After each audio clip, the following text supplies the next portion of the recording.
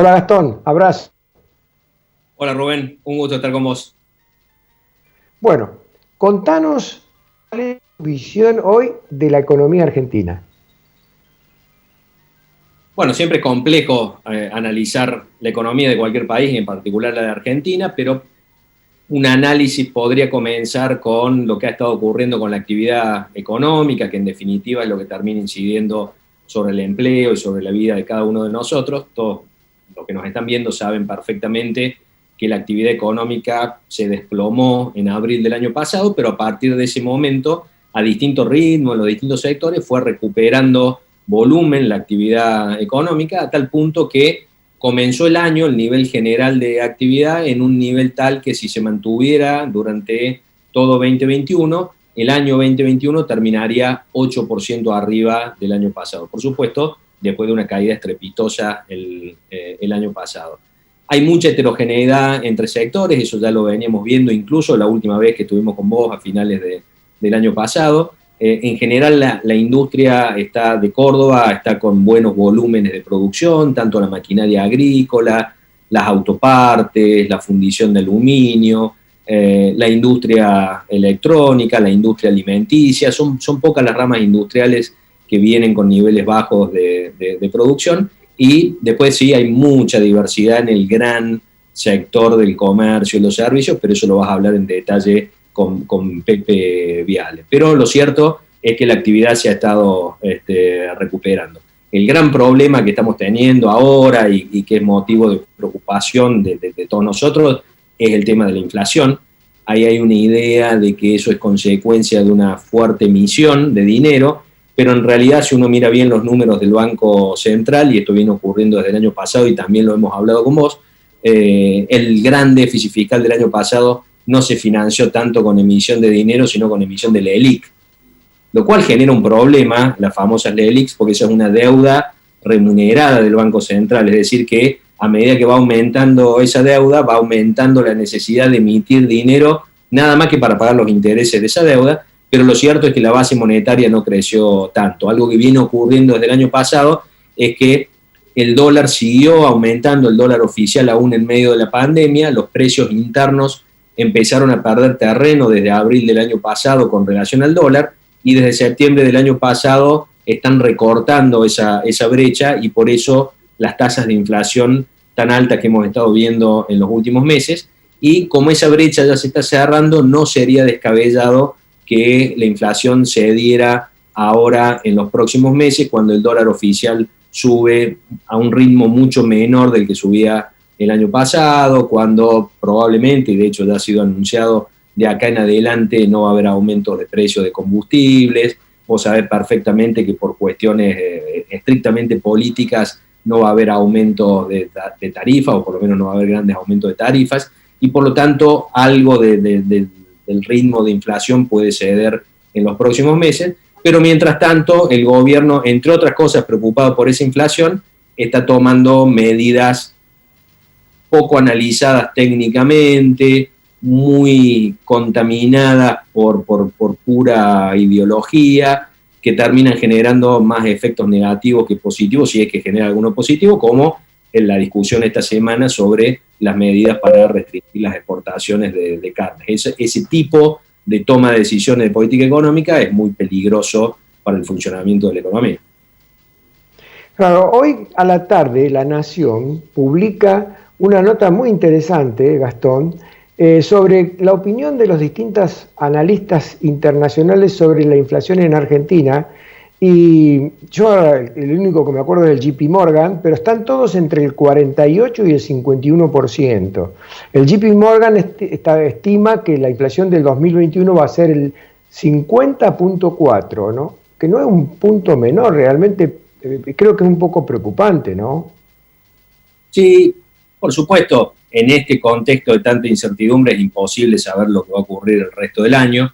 De todas maneras, yo sigo creyendo que esos porcentajes son demasiado elevados por esto que te comentaba. Ya hay una decisión política que se está ejecutando de que el dólar oficial suba muy poco de acá hasta las elecciones, y hay margen para hacerlo porque todavía no hay atraso cambiario, justamente porque durante el último año subió más el dólar que los precios internos, de tal manera que hay margen, quedan pocos meses para las elecciones, con lo cual es más probable que la inflación esté algunos puntos por encima del año pasado, es decir, que esté alrededor del 40 más que alrededor del 50. De cualquier manera, es una inflación altísima. Probablemente esos pronósticos que se hacen desde bancos internacionales, desde consultoras, probablemente proyectan bastante de lo que viene ocurriendo en el año hacia el resto del año, y eso da porcentajes muy altos, pero creo que cabe esperar una inflación menor durante lo que resta del año por estas decisiones que ha estado tomando el gobierno. Por supuesto,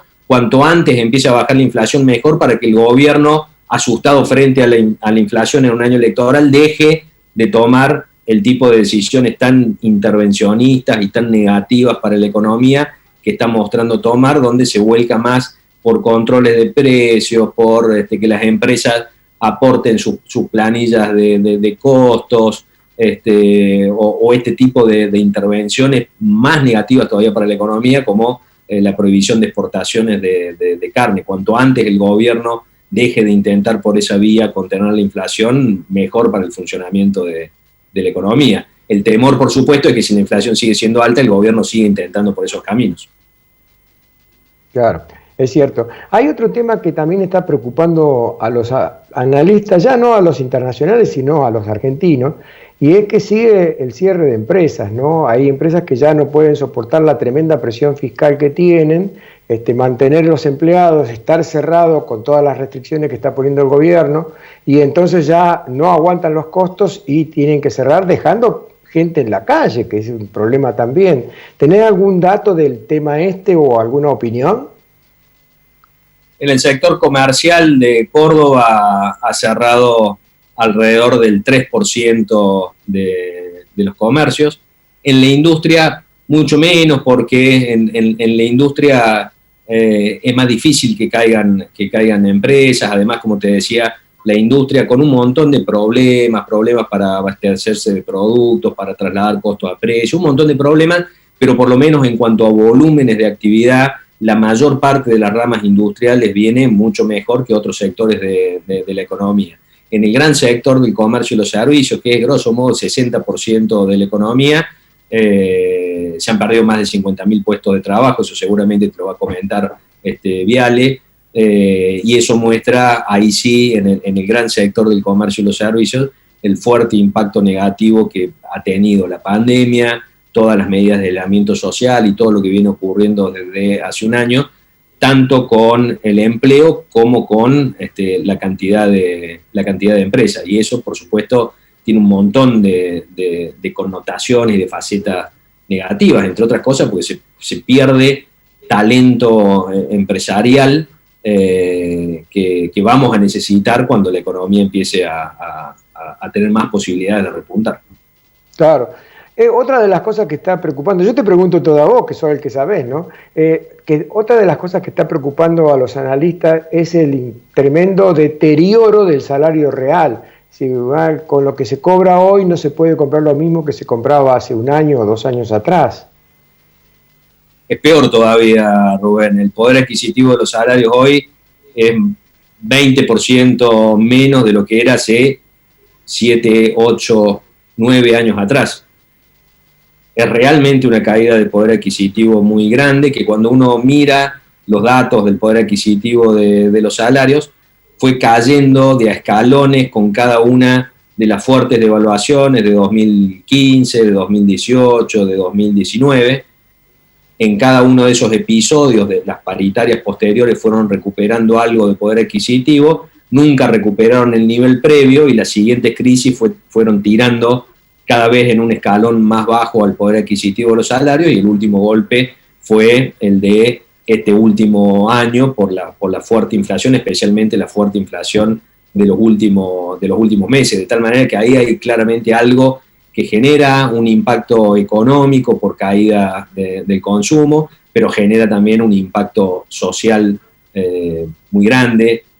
No son casualidad los números de pobreza que tenemos, pero además han generado un montón de efectos negativos. Por ejemplo, los problemas que han tenido todas las familias que compraron su vivienda con créditos hipotecarios UVA.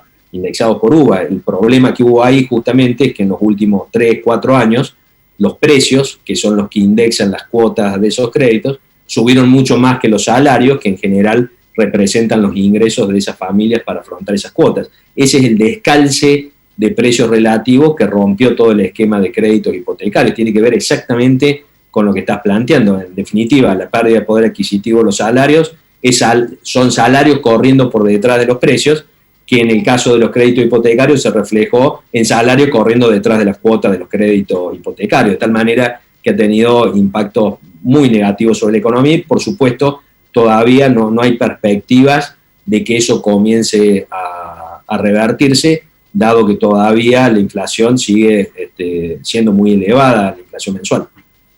Está bien.